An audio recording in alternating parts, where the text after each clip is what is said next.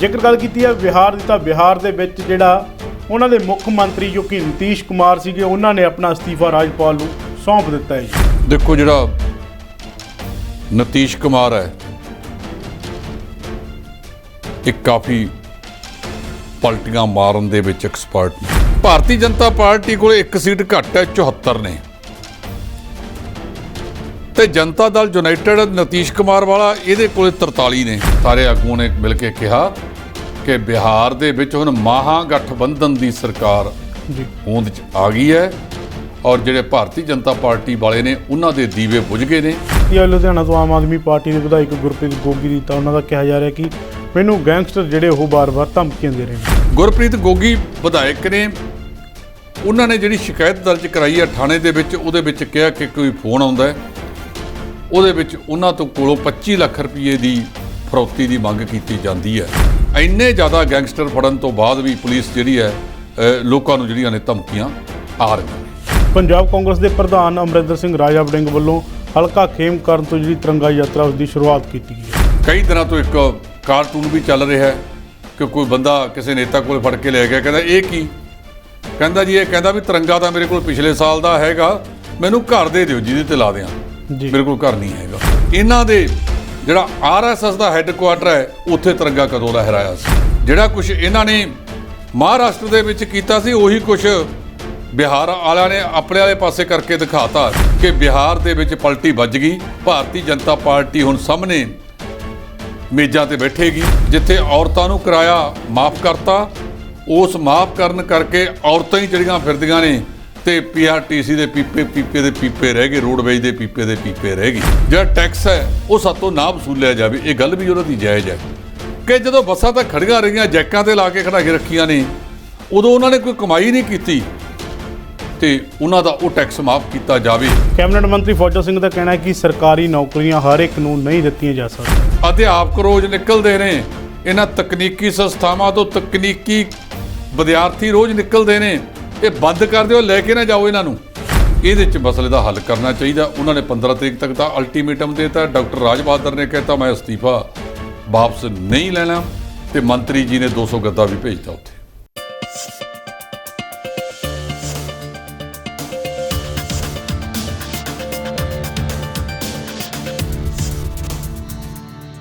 D5 channel Punjabi ਦੇਖ ਰਹੇ ਸਾਰੇ ਦਰਸ਼ਕਾਂ ਦਾ ਸਵਾਗਤ ਹੈ। ਮੈਂ ਸੁਖਵੀਰ ਸਿੰਘ ਇੱਕ ਮੇਰੀ ਸੁਣੋ ਪ੍ਰੋਗਰਾਮ ਲੈ ਕੇ ਹਾਜ਼ਰ ਹਾਂ, ਜਿਸ ਦੇ ਵਿੱਚ ਅਸੀਂ ਵੱਖੋ ਵੱਖਰੇ ਮੁੱਦੇ 'ਤੇ ਚਰਚਾ ਕਰਦੇ ਤੇ ਚਰਚਾ ਕਰਨ ਲਈ ਸਾਡੇ ਨਾਲ D5 ਦੇ ਸੀਨੀਅਰ ਐਡੀਟਰ ਜਸਪਾਲ ਸਿੰਘ ਢਿੱਲੋਂ ਜੀ, ਉਹਨਾਂ ਦਾ ਸਵਾਗਤ ਕਰੀਏ। ਸਤਿ ਸ਼੍ਰੀ ਅਕਾਲ ਜੀ। ਸਤਿ ਸ਼੍ਰੀ ਅਕਾਲ ਭੰਗੂ ਸਾਹਿਬ। ਜੇਕਰ ਗੱਲ ਕੀਤੀ ਹੈ ਬਿਹਾਰ ਦੀ, ਤਾਂ ਬਿਹਾਰ ਦੇ ਵਿੱਚ ਜਿਹੜਾ ਉਹਨਾਂ ਦੇ ਮੁੱਖ ਮੰਤਰੀ ਜੋ ਕਿ ਨੀਤੀਸ਼ ਕੁਮਾਰ ਸੀਗੇ, ਉਹਨਾਂ ਨੇ ਆਪਣਾ ਅਸਤੀਫਾ ਰਾਜਪਾਲ ਨੂੰ ਸੌਂਪ ਦਿੱਤਾ ਹੈ ਜੀ। ਦੇਖੋ, ਜਿਹੜਾ ਨੀਤੀਸ਼ ਕੁਮਾਰ ਹੈ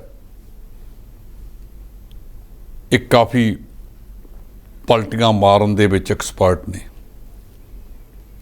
ਪਹਿਲਾਂ ਵੀ ਇਹਨਾਂ ਦੀ ਇਕੱਠੀ ਸਰਕਾਰ ਸੀ, ਬਾਅਦ ਦੇ ਵਿੱਚ ਇਹਨਾਂ ਨੇ ਇਹਨਾਂ ਦਾ ਖੜਾ ਛੱਡਿਆ ਤੇ ਭਾਰਤੀ ਜਨਤਾ ਪਾਰਟੀ ਨਾਲ ਗੱਠਜੋੜ ਕਰ ਲਿਆ। ਇਸ ਵਾਰ ਭਾਰਤੀ ਜਨਤਾ ਪਾਰਟੀ ਨੇ ਸੀਟਾਂ ਵੱਧ ਹੋਣ ਦੇ ਬਾਵਜੂਦ ਵੀ ਨੀਤੀਸ਼ ਕੁਮਾਰ ਨੂੰ ਮੁੱਖ ਮੰਤਰੀ ਬਣਾਇਆ। 243 ਦੀ ਵਿਧਾਨ ਸਭਾ ਹੈ, ਉਹਦੇ ਵਿੱਚ ਸਭ ਤੋਂ ਜੇ ਸਿੰਗਲ ਪਾਰਟੀ ਦੇ ਤੌਰ ਤੇ ਕੋਈ ਸਭ ਤੋਂ ਜ਼ਿਆਦਾ ਉਹ ਰਾਸ਼ਟਰੀ ਜਨਤਾ ਦਲ ਹੈ, ਲਾਲੂ ਪ੍ਰਸਾਦ ਯਾਦਵ ਵਾਲਾ, ਉਹਦੇ ਬੇਟੇ ਤੇਜਸਵੀ ਵਾਲਾ। ਉਦੋਂ ਵੀ ਗੱਲ ਚੱਲਦੀ ਸੀ ਕਿ ਉੱਥੇ ਕੋਈ ਵੱਡੀ ਪੱਧਰ ਦੇ ਉੱਤੇ ਇੱਧਰ ਉੱਧਰ ਹੋਇਆ, ਮਸ਼ੀਨਾਂ ਦੇ ਨਾਲ ਉਲਟ ਫੇਰ ਹੋਇਆ ਹੈ। ਭਾਰਤੀ ਜਨਤਾ ਪਾਰਟੀ ਕੋਲ ਇੱਕ ਸੀਟ ਘੱਟ ਹੈ, 74 ਨੇ, ਤੇ ਜਨਤਾ ਦਲ ਯੂਨਾਈਟਿਡ ਨੀਤੀਸ਼ ਕੁਮਾਰ ਵਾਲਾ ਇਹਦੇ ਕੋਲ 43 ਨੇ। ਕਾਂਗਰਸ ਦੇ ਕੋਲ 19 ਨੇ।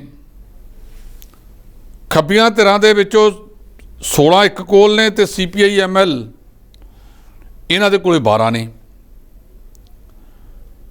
ਹੁਣ ਜਦੋਂ ਨੀਤੀਸ਼ ਕੁਮਾਰ ਆਪਣਾ ਅਸਤੀਫਾ ਦੇ ਕੇ ਰਾਜਪਾਲ ਸਾਹਿਬ ਨੂੰ ਜੇ ਉਹ ਸਿੱਧੇ ਕਿਸੇ ਦੇ ਘਰ ਗਏ ਨੇ ਤਾਂ ਉਹ ਲਾਲੂ ਪ੍ਰਸਾਦ ਯਾਦਵ ਦੇ ਘਰ ਗਏ ਨੇ। ਬੀਬੀ ਰਾਬੜੀ ਦੇਵੀ, ਤੇਜਸਵੀ ਯਾਦਵ ਉਹਨਾਂ ਦੇ ਕੋਲ, ਉਹਨਾਂ ਦੇ ਨਾਲ ਜਿਹੜੇ ਕਾਂਗਰਸ ਦੇ ਆਗੂ ਨੇ, ਕਾਂਗਰਸ ਦੇ ਉੱਥੋਂ ਦੇ ਪ੍ਰਧਾਨ ਨੇ, ਉਹ ਵੀ ਨਾਲ ਸਨ। ਖੱਬੀਆਂ ਧਿਰਾਂ ਦੇ ਵੀ ਨਾਲ ਸੀ। मतलब रातों रात ਜਿਹੜੀ ਪਲਟੀ ਵੱਜੀ, ਜਿਹੜੇ ਭਾਰਤੀ ਜਨਤਾ ਪਾਰਟੀ ਦੇ ਉੱਥੇ ਅੱਜ ਤੱਕ ਝੰਡੀਆਂ ਲਾ ਕੇ ਫਿਰਦੇ ਸੀ, ਇਹਨਾਂ ਦੇ ਮੰਤਰੀ ਮੰਡਲ ਦੇ ਵਿੱਚ ਸ਼ਾਮਲ ਸੀ, ਉਹਨਾਂ ਦੇ ਦੀਵੇ ਬੁਝ ਗਏ। ਉਹਨਾਂ ਦੀਆਂ ਪਲਟੀਆਂ ਤੋਂ ਬਾਅਦ ਉਹ ਕਹਿੰਦੇ ਆ ਕਿ ਸਾਂਝੇ ਤੌਰ ਤੇ ਮੀਟਿੰਗ ਕਰਨਗੇ। ਅੱਜ ਪਹਿਲਾਂ ਜਿਹੜੀ ਜਨਤਾ ਦਲ ਯੂਨਾਈਟਿਡ ਹੈ ਇਹਦੀ ਮੀਟਿੰਗ ਕੀਤੀ ਸੀ, ਨਤੀਸ਼ ਕੁਮਾਰ ਦੀ ਅਗਵਾਈ ਦੇ ਵਿੱਚ ਹੋਈ ਸੀ, ਜਿਹਦੇ ਵਿੱਚ ਫੈਸਲਾ ਕੀਤਾ ਕਿ ਆਪਾਂ ਜਿਹੜਾ ਗੱਠਜੋੜਾ ਭਾਰਤੀ ਜਨਤਾ ਪਾਰਟੀ ਦੇ ਨਾਲੋਂ ਤੋੜਦੇ ਨੇ, ਕਿਉਂਕਿ ਤੇਜਸਵੀ ਯਾਦਵ ਕੋਲੇ ਇੱਕ ਸੀਟ ਵੱਧ ਹੈ, 43 ਭਾਜਪਾ ਕੋਲ ਨੇ ਨਾ ਜਨਤਾ ਦਲ ਯੂਨਾਈਟਿਡ ਕੋਲੇ।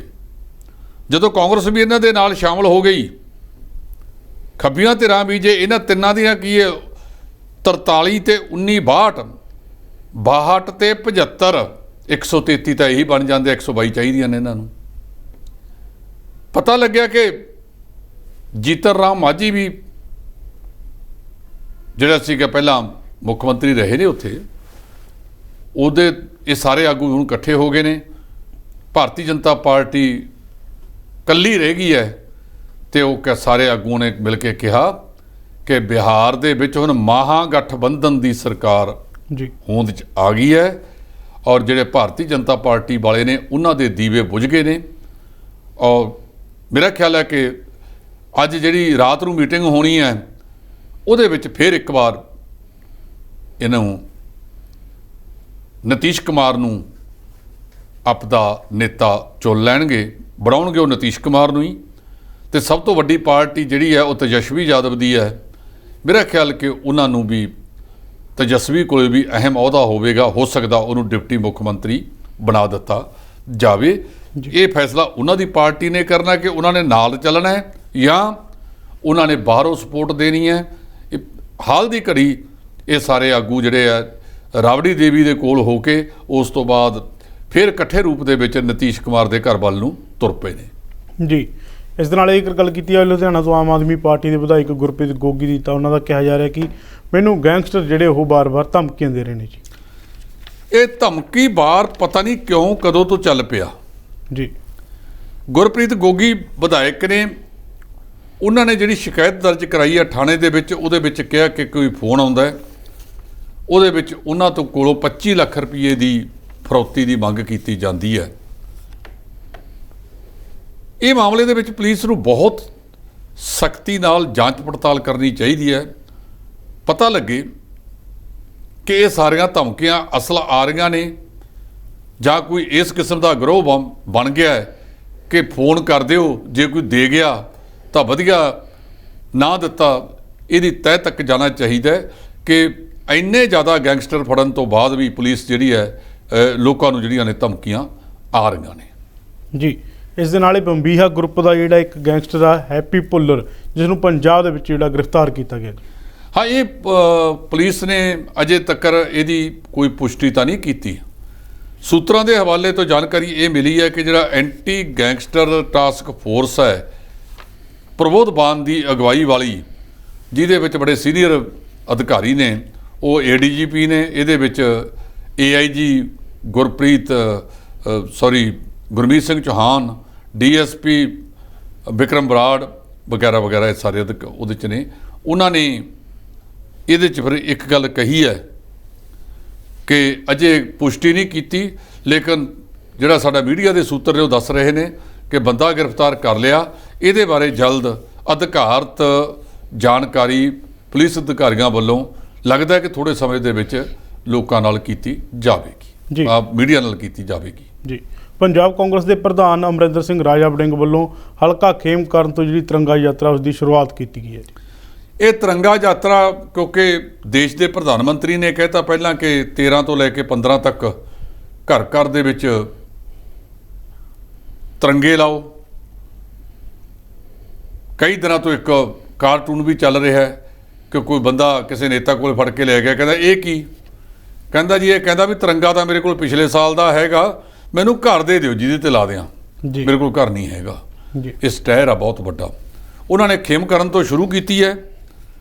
ਤੇ ਇਸ ਮਾਮਲੇ ਦੇ ਵਿੱਚ ਫਿਰ ਉਹਨਾਂ ਨੇ ਜਿਹੜੀ ਖਤਮ ਕੀਤੀ ਹੈ ਰਾਜੇ ਵੜਿੰਗ ਹੋਰਾਂ ਨੇ, ਉਹ ਬਾਬਾ ਬਿਧੀ ਚੰਦ ਦਾ ਗੁਰਦੁਆਰਾ ਸਾਹਿਬਾਨ ਹੈ ਸ਼ੀਨਾ ਦੇ ਵਿੱਚ, ਸ਼ੀਨਾ ਸੁਰ ਸਿੰਘ ਦੇ ਵਿੱਚ, ਉੱਥੋਂ ਤੱਕ ਯਾਤਰਾ ਕੀਤੀ ਹੈ।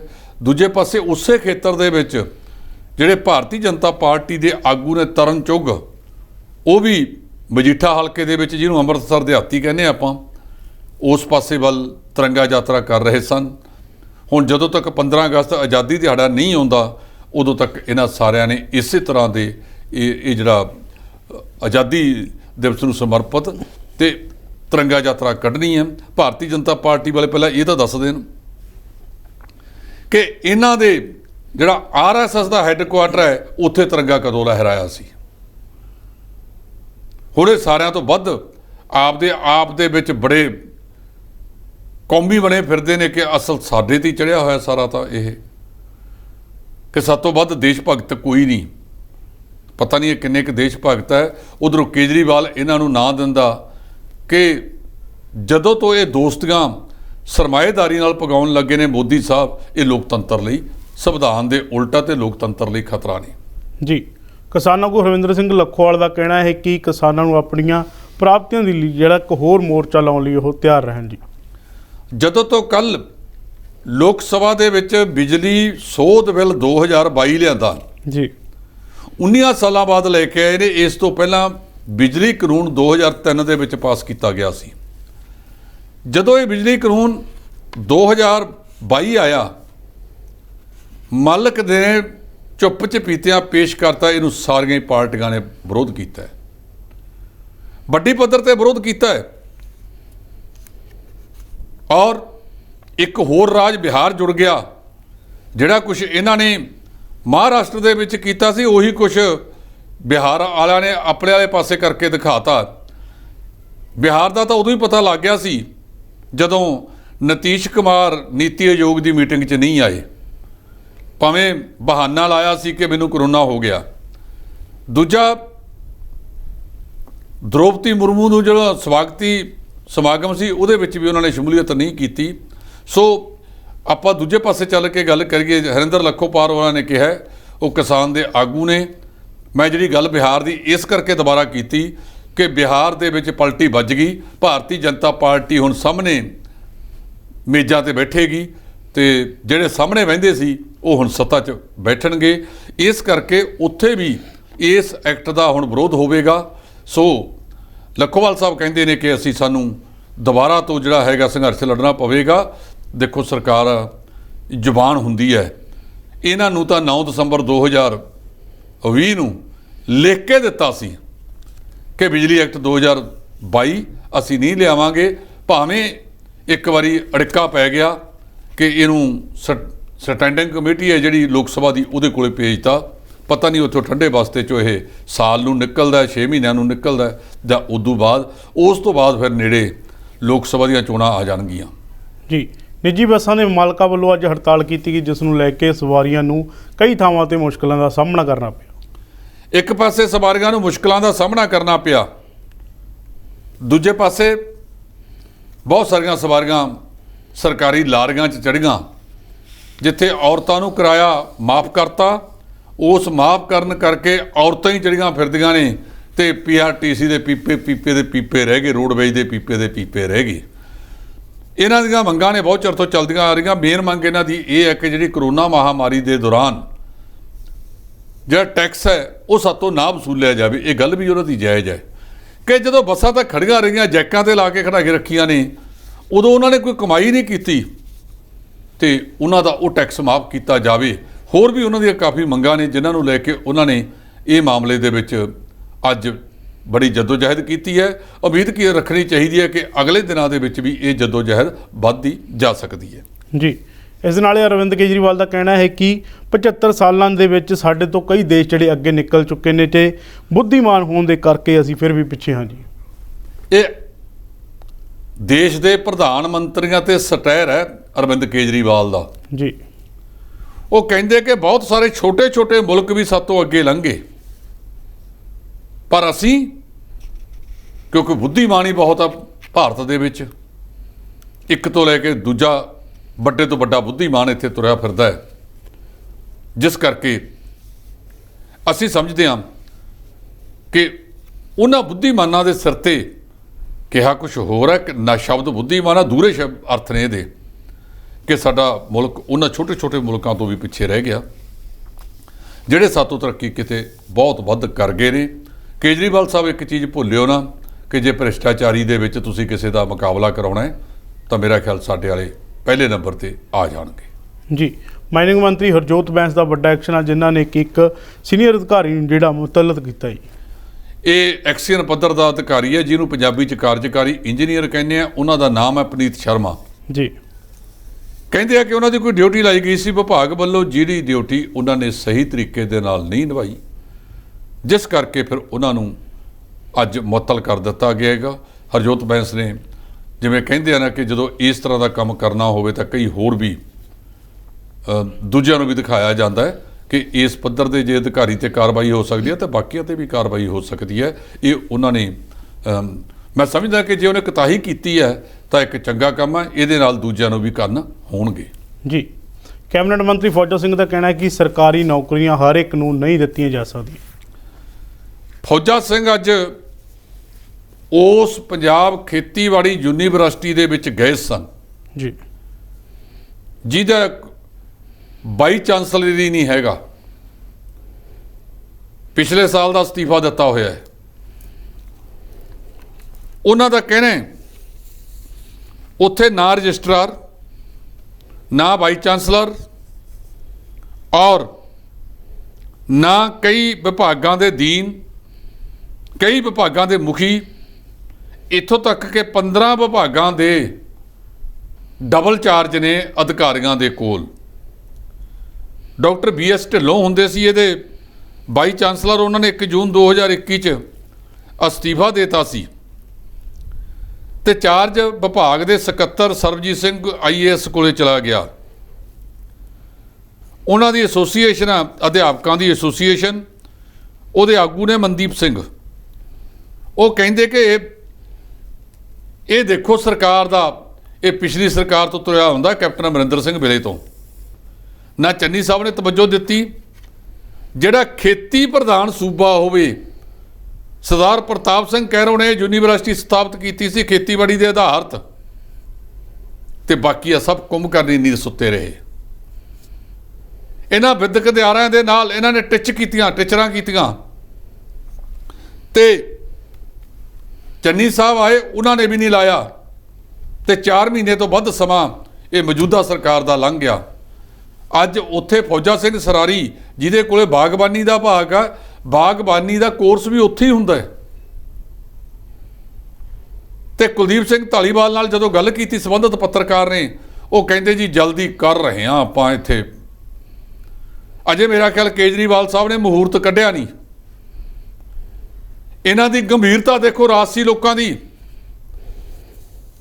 ਇਹੀ ਦਾ ਕਾਰਨ ਹੈ ਕਿ ਨਾ ਇਹਨਾਂ ਤੋਂ ਕੀੜੇ ਮਾਰ ਦਵਾਈਆਂ ਚੱਜ ਦੀਆਂ ਪ੍ਰਾਪਤ ਹੁੰਦੀਆਂ, ਨਾ ਕਣਕਾਂ ਦੇ ਫਸਲਾਂ ਦੇ ਹੋਰ ਸੋਧੇ ਹੋਏ ਵੀ ਤਿਆਰ ਕਰਦੇ ਨੇ।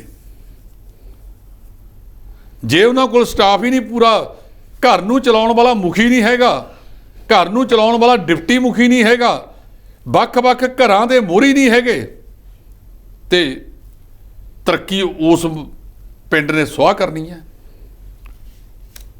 ਸਰਕਾਰਾਂ ਗੰਭੀਰਤ ਹੋ ਕੇ ਇਹ ਜਿਹੜੇ ਪ੍ਰਮੁੱਖ ਵਿਭਾਗ ਨੇ ਇਹਨਾਂ ਵੱਲ ਧਿਆਨ ਦੇਣ। ਤੇ ਜਿਹੜਾ ਫੌਜਾ ਸਿੰਘ ਸਰਾਰੀ ਦੀ ਗੱਲ ਨਾਲ ਮੈਂ ਬਿਲਕੁਲ ਸਹਿਮਤ ਹਾਂ ਕਿ ਸਾਰਿਆਂ ਨੂੰ ਸਰਕਾਰੀ ਨੌਕਰੀਆਂ ਨਹੀਂ ਮਿਲ ਸਕਦੀਆਂ। ਤੇ ਫੌਜਾ ਸਿੰਘ ਜੀ ਫਿਰ ਇਹ ਦੱਸ ਦਿਓ, ਆਹ ਜਿਹੜੀਆਂ ਦੁਕਾਨਾਂ ਖੋਲ੍ਹੀਆਂ ਨੇ ਜਿੱਥੋਂ ਪਤਾ ਨਹੀਂ ਕਿੰਨੇ ਅਧਿਆਪਕ ਰੋਜ਼ ਨਿਕਲਦੇ ਨੇ, ਇਹਨਾਂ ਤਕਨੀਕੀ ਸੰਸਥਾਵਾਂ ਤੋਂ ਤਕਨੀਕੀ ਵਿਦਿਆਰਥੀ ਰੋਜ਼ ਨਿਕਲਦੇ ਨੇ, ਇਹ ਬੰਦ ਕਰ ਦਿਓ, ਲੈ ਕੇ ਨਾ ਜਾਓ ਇਹਨਾਂ ਨੂੰ। ਜਦੋਂ ਤੁਸੀਂ ਪਲੇਸਮੈਂਟ ਤਾਂ ਦੇਣੀ ਨਹੀਂ, ਫਿਰ ਇਹ ਦੁਕਾਨਾਂ ਬੰਦ ਕਰੋ। ਆ ਨਰਸਾਂ ਦੇ ਬਣਾਤੇ ਨੇ, ਡਾਕਟਰਾਂ ਦੇ ਬਣਾਤੇ ਨੇ। ਅੱਜ ਇੱਕ ਵਿਅਕਤੀ ਨੇ ਕਿਹਾ ਕਿ ਜਦੋਂ PGI ਬਹੁਤ ਵੱਡਾ ਹਸਪਤਾਲ ਸੰਗਰੂਰ ਦੇ ਵਿੱਚ ਬਣਿਆ ਹੋਇਆ ਹੈ ਤਾਂ 35 ਕਿਲੋਮੀਟਰ ਤੇ ਜਾਂ 35 ਤਾਂ ਹੈ ਨਹੀਂ, 8 ਕੁ ਪਰੇ ਨੂੰ ਹੈ, 8 ਕੁ ਇੱਧਰ ਨੂੰ ਆ, 20 ਕਿਲੋਮੀਟਰ ਦੇ ਘੇਰੇ ਵਿੱਚ ਇੱਕ ਨਵਾਂ ਮੈਡੀਕਲ ਕਾਲਜ ਸਥਾਪਿਤ ਕਰਨ ਲੱਗੇ ਹੋ। ਜੋ ਕੁਝ ਵੀ ਕਰਨਾ ਹੈ ਹੇਠਲੇ ਪੱਧਰ ਤੇ ਜਾਓ, ਹੇਠਲੇ ਤੇ ਜ਼ਮੀਨੀ ਹਕੀਕਤਾਂ ਦੇਖੋ ਕਿ ਜ਼ਮੀਨੀ ਹਕੀਕਤਾਂ ਕੀ ਨੇ। ਇੱਥੇ ਟਰੋਮਾ ਕੇਅਰ ਸੈਂਟਰ ਦੀ ਲੋੜ ਸੀ, ਪਿਛਲੀਆਂ ਸਰਕਾਰਾਂ ਕੁੰਭ ਕਰਨ। 2006 ਚ ਪਟਿਆਲੇ 'ਚ ਨੀਂਹ ਪੱਥਰ ਰੱਖਿਆ ਕੈਪਟਨ ਅਮਰਿੰਦਰ ਸਿੰਘ ਨੇ ਆਪਣੇ ਪਹਿਲੇ ਕਾਰਜਕਾਲ 'ਚ, ਤੇ ਦੂਜੇ ਕਾਰਜਕਾਲ 'ਚ ਉਹਦੀ ਯਾਦ ਹੀ ਨਹੀਂ ਆਈ। ਬਿਲਡਿੰਗਾਂ ਉਸਾਰੀ ਜਾਂਦੇ ਨੇ, ਬਿਜਲੀ ਦੇ ਬਿੱਲ ਵਧਾਈ ਜਾਂਦੇ ਨੇ, ਖਰਚੇ ਵਧਾਈ ਜਾਂਦੇ ਨੇ, ਉਹਦੀ ਥਾਂ ਦੇ ਉੱਤੇ ਉਹਨਾਂ ਨੂੰ ਚਲਾਉਣ ਵਾਲਿਆਂ ਨੂੰ ਲਿਆਓ। ਜੀ ਸੁਖਬੀਰ ਜੀ, ਇਸ ਦੇ ਨਾਲ ਇੱਕ ਗੱਲ ਕੀਤੀ ਹੈ ਪੰਜਾਬ ਸਰਕਾਰ ਦੇ ਡਾਕਟਰਾਂ ਦੀ, ਤਾਂ ਉਹਨਾਂ ਨੇ ਸੂਬਾ ਸਰਕਾਰ ਦੇ ਖਿਲਾਫ ਜਿਹੜੀ ਆਵਾਜ਼ ਚੁੱਕੀ ਹੈ। ਉਹਨਾਂ ਦਾ ਕਹਿਣਾ ਹੈ ਕਿ ਜੇਕਰ 15 ਅਗਸਤ ਤੇ ਸਿਹਤ ਮੰਤਰੀ ਤੋਂ ਮਾਫੀ ਨਾ ਮੰਗਾਈ ਤਾਂ ਉਹ ਜਾਂ ਆਪਣੇ ਅਹੁਦੇ ਤੋਂ ਉਹ ਅਸਤੀਫਾ ਦੇਣ। ਜੀ ਪੰਗੂ, ਇਹ ਪਰਸੋਂ ਦੀ ਗੱਲ ਹੈ ਜੀ। ਜਲੰਧਰ ਦੇ ਵਿੱਚ ਇਹਨਾਂ ਦੀ ਮੀਟਿੰਗ ਹੋਈ ਸੀ। ਉਹਦੇ ਵਿੱਚ ਡਾਕਟਰ ਮਨਜੀਤ ਸਿੰਘ ਜੀ, ਜਿਹੜੇ ਕਿ ਸਾਬਕਾ ਡਾਇਰੈਕਟਰ ਨੇ, ਡਾਕਟਰ ਮਨਜੀਤ ਸਿੰਘ ਰੰਧਾਵਾ ਤੇ ਹੋਰ ਕਈ ਆਗੂ ਉਹਦੇ ਵਿੱਚ ਸ਼ਾਮਲ ਹੋਏ ਨੇ। ਉਹਨਾਂ ਨੇ ਕਿਹਾ ਕਿ ਇਹ ਮਸਲਾ ਵੈਸੇ ਭਗਵੰਤ ਮਾਨ ਨੂੰ ਹੁਣ ਤੱਕ ਹੱਲ ਕਰਨਾ ਚਾਹੀਦਾ ਸੀ। ਕਿਹੜਾ ਮਸਲਾ ਜਿਹੜਾ ਹੱਲ ਨਹੀਂ ਹੁੰਦਾ? ਜੀ, ਜਦੋਂ ਮਨਮਟਾਹ ਹੋ ਜਾਂਦੇ ਨੇ ਆਪਣੇ ਪਿੰਡਾਂ ਦੇ ਵਿੱਚ ਵੀ ਆਪਾਂ ਦੇਖਿਆ ਕਈ ਵਾਰੀ ਸ਼ਰੀਕੇ ਦੇ ਵਿੱਚ ਚਾਚੇ ਤਾਏ 15-15 ਸਾਲ ਬੋਲਦੇ ਨਹੀਂ, ਜਦੋਂ ਫਿਰ ਵਿਆਹ ਹੁੰਦੇ ਆ ਨਾ, ਖਾਸ ਕਰ ਕੁੜੀਆਂ ਦੇ ਵਿਆਹ ਜਾਣ ਜੀ, ਉਹ ਮੇਲ ਕਰਾ ਦਿੰਦੇ ਨੇ ਜੀ, ਤੇ ਇਕੱਠੇ ਹੋ ਕੇ ਟੱਬਰ ਜਾਂਦਾ ਹੈ ਕਿ ਤਾਇਆ ਜੀ ਸਾਤੋਂ ਬਹੁਤ ਗਲਤੀਆਂ ਹੋ ਗਈਆਂ, ਅਸੀਂ ਤੁਹਾਡੇ ਘਰੇ ਚੱਲ ਕੇ ਆਏ, ਤੁਹਾਡੀ ਬੇਟੀ ਦਾ ਵਿਆਹ ਆ ਜਿਓ, ਤੇ ਭੱਜੀਆਂ ਵਾਹਾਂ ਗਾਹਾਂ ਗੱਲ ਨਹੀਂ ਆਉਂਦੀਆਂ ਨੇ। ਇਸ ਕਰਕੇ ਇਹਦੇ 'ਚ ਮਸਲੇ ਦਾ ਹੱਲ ਕਰਨਾ ਚਾਹੀਦਾ। ਉਹਨਾਂ ਨੇ 15 ਤਰੀਕ ਤੱਕ ਦਾ ਅਲਟੀਮੇਟਮ ਦੇ ਦਿੱਤਾ। ਡਾਕਟਰ ਰਾਜ ਬਹਾਦਰ ਨੇ ਕਹਿਤਾ ਮੈਂ ਅਸਤੀਫਾ ਵਾਪਸ ਨਹੀਂ ਲੈਣਾ, ਤੇ ਮੰਤਰੀ ਜੀ ਨੇ 200 ਗੱਦਾ ਵੀ ਭੇਜਤਾ ਉੱਥੇ। ਜੀ, ਇਸ ਦੇ ਨਾਲ ਇੱਕ ਗੱਲ ਕੀਤੀ ਹੈ ਮਲੇਰਕੋਟਲਾ, ਤਾਂ ਮਲੇਰਕੋਟਲਾ ਵਿੱਚ 2000 ਔਰਤਾਂ ਵੱਲੋਂ ਜਿਹੜਾ 50 ਲੱਖ ਤਿਰੰਗਾ ਝੰਡਾ ਜਿਹੜਾ ਤਿਆਰ ਕੀਤਾ ਜਾ ਰਿਹਾ। ਜੀ ਬਿਲਕੁਲ ਭੰਗੂ ਸਾਹਿਬ, ਇਹ ਬੜੀ ਗੱਲ ਹੈ ਕਿਉਂਕਿ ਵੱਡੇ ਪੱਧਰ ਤੇ ਉੱਠਿਆ, ਤੇ ਜਿਹੜੇ ਵਪਾਰੀ ਹੁੰਦੇ ਆ ਨਾ ਜੀ, ਉਹਨਾਂ ਦੇ ਵਿੱਚ ਕੋਈ ਦੇਸ਼ ਭਗਤੀ ਨਹੀਂ ਹੁੰਦੀ ਕਿ ਇਹ ਦੇਸ਼ ਭਗਤੀ ਦੇ ਵਿੱਚ ਇੰਨਾ ਕੁਛ ਕੀਤਾ ਜਾ ਰਿਹਾ ਹੈ। ਜੀ, ਇਸ ਤਰ੍ਹਾਂ ਦੀ ਨਹੀਂ ਕੋਈ ਗੱਲ ਹੁੰਦੀ। ਉਹ ਇਹ ਗੱਲ ਕਹਿੰਦੇ ਨੇ ਕਿ ਉੱਥੇ ਜਿਹੜਾ 50 ਦੇ ਕਰੀਬ ਵੱਡੇ ਵਪਾਰੀ ਨੇ, ਜੀ, ਹਰੇਕ ਵਪਾਰੀ ਨੇ ਲੱਖ ਦਾ ਆਰਡਰ ਦਿੱਤਾ ਕਿ ਸਾਨੂੰ ਤੁਸੀਂ ਲੱਖ ਦੇ ਕਰੀਬ ਇਹ ਬਣਾ ਕੇ ਦਿਓ ਇਹ ਝੰਡੇ। ਉਹਨਾਂ ਦਾ ਇੱਕ ਵੱਡਾ ਵਪਾਰੀ ਹੈ, ਉਹਦਾ ਨਾਂ ਆ ਇਵਾਦ ਅਲੀ ਰਾਣਾ। ਜੀ, 2 ਲੱਖ ਦਾ ਤਾਂ ਉਹਦਾ ਆਰਡਰ ਹੈ। ਜੀ, ਉਹ ਕਹਿੰਦਾ ਲੱਖ ਮੇਰਾ ਤਿਆਰ ਹੋ ਗਿਆ, ਲੱਖ ਇਹਨਾਂ ਨੇ ਹੋਰ ਕਰਕੇ ਦੇਣਾ। ਜੀ, ਸੋ ਉਹਨਾਂ ਔਰਤਾਂ ਨੂੰ ਰੁਜ਼ਗਾਰ ਵੀ ਮਿਲ ਗਿਆ ਤੇ ਵਪਾਰੀਆਂ ਨੇ ਵਪਾਰ ਕਰਨਾ, ਇਸ ਕਰਕੇ ਉਹਨਾਂ ਨੇ ਇਹ ਝੰਡੇ ਨੂੰ ਜਿਹੜੀ ਪਹਿਲ ਦਿੱਤੀ ਹੈ। ਜੀ, ਇਸ ਦੇ ਨਾਲ ਇੱਕ ਗੱਲ ਕੀਤੀ ਹੈ ਪਸ਼ੂਆਂ ਦੀ ਬਿਮਾਰੀ, ਤਾਂ ਲਗਾਤਾਰ ਪਸ਼ੂਆਂ ਦੀ ਬਿਮਾਰੀ ਜਿਹੜੀ ਵੱਧਦੀ ਜਾ ਰਹੀ ਹੈ, ਜੋ ਕਿ ਸਕਿਨ ਨਾਲ ਸੰਬੰਧਿਤ ਹੈ। ਇਸ ਦੇ ਵਿੱਚ ਲਗਾਤਾਰ ਜਿਹੜੇ ਮ੍ਰਿਤਕ ਪਸ਼ੂਆਂ ਦਾ ਵਿੱਚ ਵਾਧਾ ਹੋ ਰਿਹਾ। ਜੀ ਦੇਖੋ, ਜਿਹੜੀ ਇੱਕ ਅਖਬਾਰ ਨੇ ਅੱਜ ਦੀ ਰਿਪੋਰਟ ਛਾਪੀ ਹੈ, ਉਹਨਾਂ ਨੇ 38,000 ਦਾ ਅੰਕੜਾ ਦਿੱਤਾ ਹੈ ਜੀ, ਤੇ ਸਰਕਾਰੀ ਅਧਿਕਾਰੀਆਂ ਕੋਲੇ ਇਸ ਲੈਵਲ ਦਾ ਅੰਕੜਾ ਨਹੀਂ ਹੈਗਾ। ਜੀ, ਤੇ ਬਹੁਤ ਸਾਰੇ ਥਾਵਾਂ ਦੇ ਉੱਤੇ ਟੀਮਾਂ ਕਹਿੰਦੇ ਆ ਕਿ ਮੰਤਰੀ ਜੀ ਲਾਲਜੀਤ ਭੁੱਲਰ ਸਾਹਿਬ, ਉਹਦਾ ਉਹ ਕੇਸਰੀ ਨਿਸ਼ਾਨ ਸਾਹਿਬ ਵਾਲੇ ਦੀਪ ਸਿੱਧੂ ਵਾਲੇ ਮਾਮਲੇ 'ਚ ਉਲਝ ਗਏ। ਜੀ, ਉਹਨਾਂ ਦੀ ਤਸਵੀਰ ਉੱਥੇ ਆ ਗਈ, ਲੇਕਿਨ ਉਹਨਾਂ ਨੇ ਕਿਹਾ ਕਿ ਅਸੀਂ ਕੋਈ ਟੀਮਾਂ ਬਣਾਈਆਂ ਨੇ। ਨਾਲ ਕਦੀ ਕਹਿਤਾ ਕਿ ਪਹਿਲਾਂ ਤਾਂ ਕਹਿੰਦੇ 66,000 ਹੀ ਆ ਸਾਡੇ ਕੋਲ ਤਾਂ ਡੋਜ਼, ਹੁਣ ਕਹਿੰਦੇ ਆ ਕਿ ਹੈਦਰਾਬਾਦ ਤੋਂ ਜਹਾਜ਼ ਚੱਲ ਪਿਆ ਹੈ ਤੇ 2.25 ਲੱਖ 1,66,000 67,000 ਦੇ ਕਰੀਬ ਜਿਹੜੀ ਡੋਜ਼ ਹੈ ਇਸ ਦਵਾਈ ਦੀ ਗੋਟ, ਉਹਦਾ ਨਾਮ ਹੈਗਾ ਗੋਟਪਾਕਸ, ਉਹ ਆ ਚੁੱਕੀ ਹੈ ਤੇ ਜਲਦੋ ਜਲਦ ਅਸੀਂ ਲਾਵਾਂਗੇ। ਪਰ ਇੱਥੇ ਜਿਹੜਾ ਪਸ਼ੂ ਧਨ ਹੈ ਉਹਦੀ ਜਿਹੜੀ ਗਿਣਤੀ ਹੈ ਉਹਦਾ 63 ਲੱਖ ਹੈ ਜੀ, ਜੋ ਰਜਿਸਟ੍ਰੇਸ਼ਨ ਹੋਈ ਵੀ ਆ, ਹੁਣ ਤੱਕ ਰਜਿਸਟਰਡ ਨੇ, ਬਾਕੀ ਹੋਰ ਵੀ ਹੋਣਗੇ। ਕਈ ਥਾਵਾਂ ਦੇ ਉੱਤੇ ਗਊਸ਼ਾਲਾਵਾਂ ਨੇ ਡੰਗਰ ਲੈਣ ਤੋਂ ਇਨਕਾਰ ਕਰਤਾ। ਜੀ, ਮੰਡੀਆਂ ਸਰਕਾਰ ਨੇ ਬੰਦ ਕਰਤੀਆਂ, ਇੱਕ ਰਾਜ ਤੋਂ ਦੂਜੇ ਰਾਜ 'ਚ ਭੇਜਣ 'ਚ ਬੰਦ ਕਰਤਾ।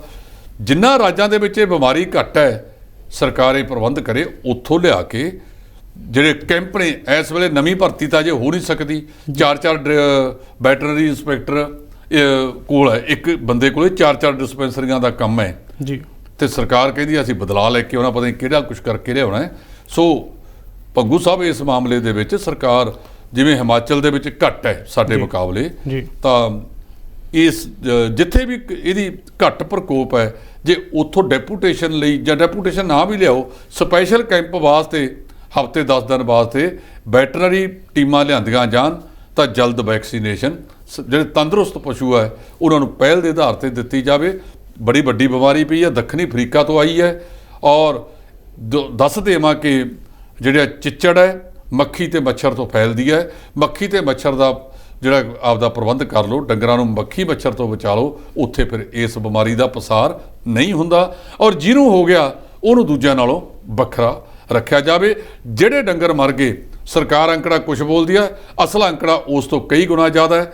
ਉਹਨੂੰ ਤੁਰੰਤ ਟੋਆ ਪੱਟ ਕੇ ਦੱਬਿਆ ਜਾਵੇ ਤਾਂ ਕਿ ਇਹ ਬਿਮਾਰੀ ਅੱਗੇ ਫੈਲੇ ਨਾ। ਜੀ, ਚੀਫ ਸੈਕਟਰੀ ਵੱਲੋਂ ਸਾਰੇ ਵਿਭਾਗ ਦੇ ਜਿਹੜੇ ਮੁਖੀ ਨੇ ਉਹਨਾਂ ਨੂੰ ਪੱਤਰ ਜਾਰੀ ਕਰ ਦਿੱਤੇ ਨੇ। ਉਹਨਾਂ ਦਾ ਕਹਿਣਾ ਹੈ ਕਿ ਪ੍ਰਦੂਸ਼ਣ ਨੂੰ ਜਿਹੜਾ ਰੋਕਣ ਦਾ ਇੰਤਜ਼ਾਮ ਕੀਤਾ ਜਾਵੇ। ਮੁੱਖ ਸਕੱਤਰ ਨੇ ਤਕਰੀਬਨ ਸਾਰਿਆਂ ਨੂੰ ਇਹ ਚਿੱਠੀਆਂ ਲਿਖੀਆਂ ਨੇ। ਉਹਦੇ ਵਿੱਚ ਉਹ ਕਹਿੰਦੇ ਵੀ ਪ੍ਰਦੂਸ਼ਣ ਤੇ ਦਰਿਆਵਾਂ ਦੀ ਸਫਾਈ 785 MLD ਵਾਲੇ 111 STPs ਚੋਂ 53 ਪ੍ਰਗਤੀ ਤੇ ਆ ਗਏ ਨੇ। 111 ਦਾ ਕੰਮ ਜਿਹੜੇ ਹੋਰ ਨੇ ਉਹ ਅਗਲੇ ਸਾਲ ਦਸੰਬਰ 23 ਤੱਕ ਚਾਲੂ ਹਾਲਤ 'ਚ ਹੋ ਜਾਣਗੇ। ਲੁਧਿਆਣਾ ਦੇ ਟੈਕਸਟਾਈਲ ਉਦਯੋਗਾਂ ਦੇ ਗੰਦੇ ਪਾਣੀ ਜਿਹੜੇ 40 ਤੋਂ 50 MLD ਕਾਮਨ ਐਫਲੂਐਂਟ ਪਹਿਲਾਂ ਹੀ ਕਾਰਜਸ਼ੀਲ ਨੇ। ਲੁਧਿਆਣਾ ਦੇ ਡੇਅਰੀ ਪ੍ਰੋਜੈਕਟਾਂ ਦੇ ਗੋਹੇ ਵਾਸਤੇ 300 ਟਨ ਗੋਹੇ ਦੀ ਸੰਭਾਲ ਵਾਸਤੇ ਬਾਇਓ ਕੰਪੋਸਟ ਜਿਹੜੇ ਗੈਸ ਸਿਸਟਮ ਹੈ ਉਹ ਚਾਲੂ ਕਰਤਾ। ਹੈਬੋਵਾਲ ਦੇ ਵਿੱਚ 200 ਟਨ ਦਾ ਵੱਖਰਾ ਹੈਗਾ। ਉਧਰੋਂ ਪੰਚਾਇਤ ਮੰਤਰੀ ਨੇ ਕਿਹਾ ਕਿ ਇਹਨਾਂ ਦੀ ਰੋਕਥਾਮ ਲਈ 860 ਪਿੰਡਾਂ ਦੇ ਵਿੱਚ ਟੋਭੇ ਮੁਕੰਮਲ ਹੋ ਗਏ ਨੇ। ਉਹਨਾਂ ਨੂੰ ਆਧੁਨਿਕਰਨ ਕਰਤਾ ਕਿ ਉਹਨਾਂ ਦੇ ਪਾਣੀ ਸਾਂਭਿਆ ਜਾਵੇ। 515 ਤੇ ਕੰਮ ਚੱਲ ਰਿਹਾ ਹੈ। ਜੀ, ਇਸ ਤੋਂ ਇਲਾਵਾ ਇੱਕ ਗੱਲ ਕੀਤੀ ਹੈ ਮਨਕੀਰਤ ਔਲਖ ਦੀ, ਜੋ ਕਿ ਪੰਜਾਬੀ ਸਿੰਗਰ ਨੇ ਸਿੱਧੂ ਮੂਸੇਵਾਲੇ ਦੇ ਕਤਲकांड ਤੋਂ ਬਾਅਦ ਵਿਦੇਸ਼ ਗਏ ਨੇ, ਤਾਂ ਉਹਨਾਂ ਉੱਪਰ ਜਿਹੜਾ ਕੋਰਟ ਦੇ ਵਿੱਚ ਪਟੀਸ਼ਨ ਪਾਈ ਗਈ ਹੈ ਜੀ। ਇਹ ਵਕੀਲ ਦਾ ਨਾਮ ਹੈ ਸੁਨੀਲ ਮੱਲਨ ਜੀ। ਇਹਨੇ ਕਹਿੰਦੇ ਕਿ 27 ਜੁਲਾਈ ਨੂੰ ਵਿੱਕੀ ਮਿੱਡੂ ਖੇੜੇ ਦਾ ਜਨਮ ਦਿਨ ਸੀ। ਇੰਸਟਾਗ੍ਰਾਮ ਤੇ ਇੱਕ ਸਟੋਰੀ ਪਾਈ ਹੈ ਜੀ, ਤੇ ਇੱਕ ਇਹਦਾ ਜਿਹੜਾ 8 ਰਫਲਾਂ ਗੀਤ ਹੈ ਜੀ, ਉਹਦੇ ਵਿੱਚ ਵਕੀਲ ਭਾਈਚਾਰੇ ਲਈ ਅਪਮਾਨਜਨਕ ਟਿੱਪਣੀ ਕੀਤੀ ਹੈ। ਇਹਨੂੰ ਨੋਟਿਸ ਭੇਜ ਦਿੱਤਾ ਗਿਆ ਹੈਗਾ। ਜੇ ਇਹਨੇ ਕੋਈ ਵੀ ਗੱਲ ਨਾ ਕੀਤੀ ਤਾਂ ਕੇਸ ਚੱਲ ਸਕਦਾ ਹੈ। ਉਹ ਸਮਾਂ ਦਿੱਤਾ ਜਾਂਦਾ ਕਿ ਤੁਸੀਂ ਇੰਨੇ ਚਿਰ ਦੇ ਵਿੱਚ ਮਾਫੀ ਮੰਗ ਲਓ, ਨਹੀਂ ਫਿਰ ਕੇਸ ਭੁਗਤਣ ਲਈ ਤਿਆਰ ਹੋ ਜਾਓ। ਜੀ, ਧੰਨਵਾਦ ਜੀ। ਇਹ ਸਨ D5 ਦੇ ਸੀਨੀਅਰ ਐਡੀਟਰ ਜਸਪਾਲ ਸਿੰਘ ਢਿੱਲੋਂ ਜੀ, ਜਿਨ੍ਹਾਂ ਨੇ ਵੱਖਰੇ ਮੁੱਦੇ 'ਤੇ ਚਰਚਾ ਕੀਤੀ ਹੈ। ਪੰਜਾਬ ਦੇ ਵਿੱਚ ਪਸ਼ੂਆਂ ਦੀ ਬਿਮਾਰੀ ਜਿਹੜੀ ਲਗਾਤਾਰ ਫੈਲ ਰਹੀ ਹੈ ਤੇ ਸਰਕਾਰ ਵੱਲੋਂ ਇਸ ਨੂੰ ਰੋਕਣ ਦਾ ਯਤਨ ਕੀਤਾ ਜਾ ਰਿਹਾ ਤੇ ਲੋਕਾਂ ਨੂੰ ਵੀ ਕਈ ਉਪਰਾਲੇ ਦੱਸੇ ਜਾ ਰਹੇ ਨੇ ਤੇ ਕਈ ਥਾਵਾਂ 'ਤੇ ਜਿਹੜੀਆਂ ਰੋਕਾਂ ਮਿਲ ਗਈਆਂ ਨੇ। ਹੁਣ ਦੇਖਣਾ ਹੋਵੇਗਾ ਕਿ ਇਹ ਕਿੰਨੇ ਸਮੇਂ ਦੇ ਵਿੱਚ ਪੰਜਾਬ ਦੇ ਵਿੱਚ ਬਿਮਾਰੀ ਜਿਹੜੀ ਉਹ ਖਤਮ ਹੁੰਦੀ ਹੈ। ਤੁਸੀਂ ਦੇਖ ਰਹੇ ਹੋ D5 ਚੈਨਲ ਪੰਜਾਬੀ। ਧੰਨਵਾਦ।